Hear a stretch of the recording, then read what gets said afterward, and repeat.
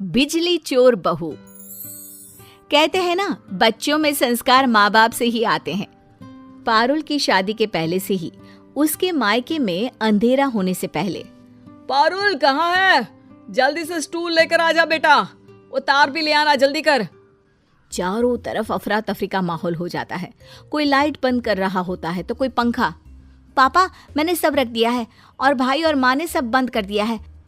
आप जल्दी से पड़ोसियों के घर के बिजली की तार इस तार में लगा दीजिए। पिताजी वैसा ही करते हैं और जल्दी से सारे घर के लाइट के कनेक्शन पड़ोस के घर से आने लगते हैं।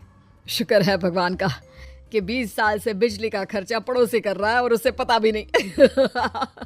चलो बच्चों, सारे घर की लाइट जला दो, रोशनी से नहा लेना चाहिए घर। बस सब फिर से काम पर लग जाते हैं। कोई लैपटॉप पर काम करता है तो कोई मोबाइल चार्ज, तो माँ इलेक्ट्रिक स्टोव पर खाना और पिता आराम से सोफे पर लेटकर टीवी के मजे लेते हैं। पापा कितने समझदार है ना माँ, इस तरह हम लोगों के घर का बिजली का बिल का खर्च तो 0 है, 0।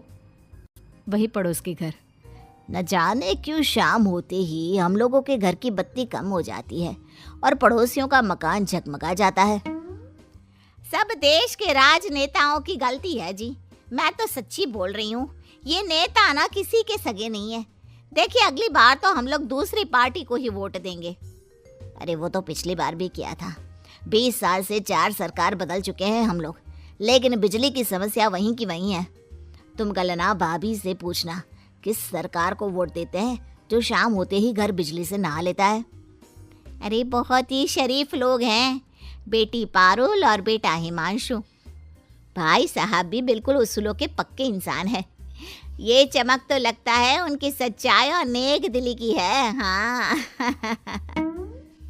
तो तुम कहना क्या चाहती हो? मैं मक्कार हूँ, बेईमान हूँ, जो घर की चमक शाम होते ही कम हो जाती है? हैं? बड़ी आई भाई साहब की तारीफ करने वाली। जाओ जाकर चाय लेकर आओ।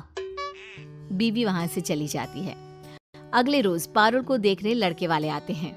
लड़की की माँ कहती है, अरे पारुल बेटी, क्या क्या गुण है तुम्हारे अंदर, जरा बतलाओ तो। बहन जी, जो सबसे बड़ा गुण है ना, वो तो है बचत का। मेरी बेटी बचत में उस्ताद है, अपने लिए जागरूक है, और हाँ, सबसे बड़ी बात है कि अपने हक की लड़ाई लड़ना उसे अच्छे से आता है। हक की लड़ाई? अरे कल को मुझसे ही ना लड़ने लग जाए। नहीं, हक की लड़ाई समाज में। उनके कहने का मतलब है कि मुझे समाज सेवा का शौक है। खैर, सास पारुल के गुणों से इम्प्रेस हो जाती है और पारुल की शादी राज से हो जाती है।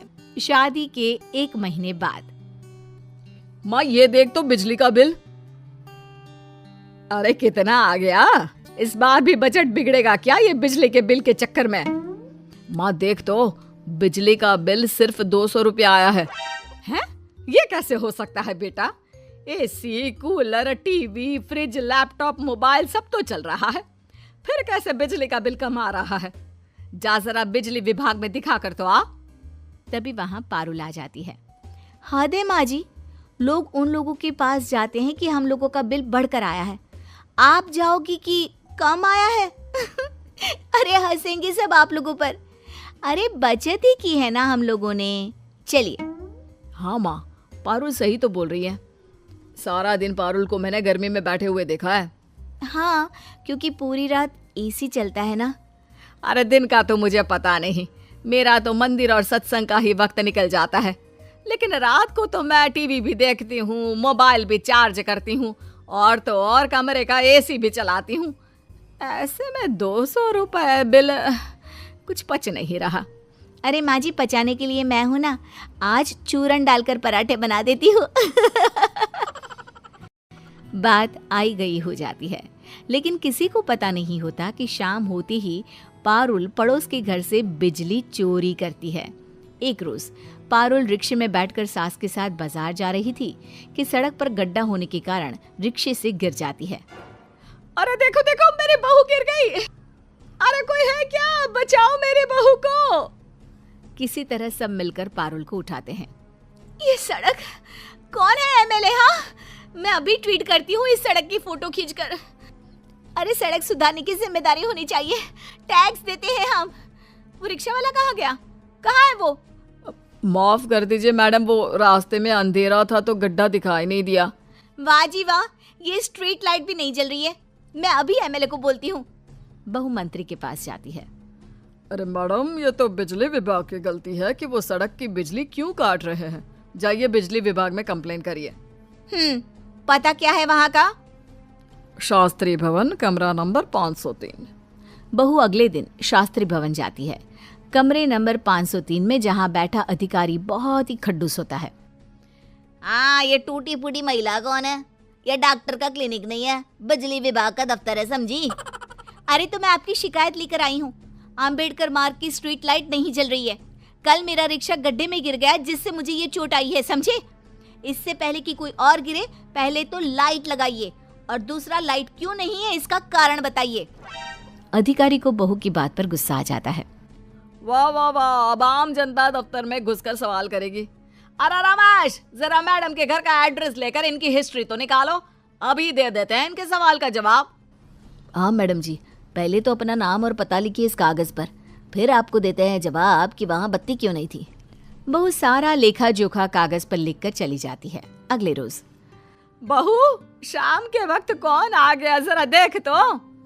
सामने बिजली विभाग के लोग खड़े होते हैं। अरे माँ जी, वही लोग आए हैं जिनके खिलाफ मैंने कंप्लेन की थी। माफी मांगने आए हैं क्या? नहीं, यहाँ छापा पड़ा है। आपके घर की तार पड़ोसी के घर पर लगी है। अब तो आप चलिए जेल। बहुत सवाल कर रही थी ना, जवाब वहीं मिलेगा।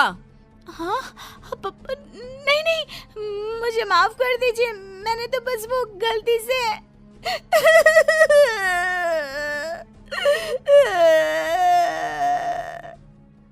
ये बोलकर पारुल रोने लगती है। तभी वहां सास आ जाती है। अरे क्या हो गया? माफ कर देना, माफी मांगने आए हैं, तू क्यों रो रही है? वाह जी वाह, बहू शेर, सास सवा शेर। आप भी चलिए। चलिए? कहाँ चलिए, क्यों चलिए? एक तो आप लोगों की गलती से मेरी बहू गिर गई। शांत हो जाइए माँ जी, चुप हो जाइए। पर सास कहाँ चुप होने वाली थी। हाँ हाँ, और नहीं तो क्या, ऊपर से चलिए चलिए लगा रखा है।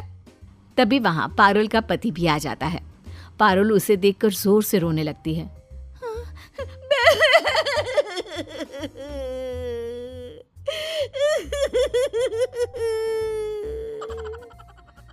अरे क्या हुआ पारुल, रो क्यों रही हो?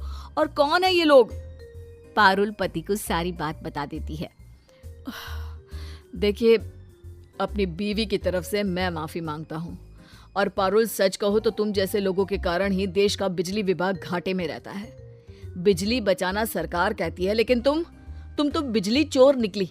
और देखो, तुम्हें चोट भी बिजली की कमी के कारण ही लगी। अब माफी मांगो इन लोगों से।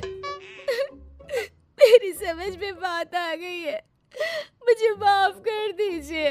मैं कभी बिजली चोरी नहीं करूंगी और सरकार के बिजली बचाओ अभियान का हिस्सा बनूंगी।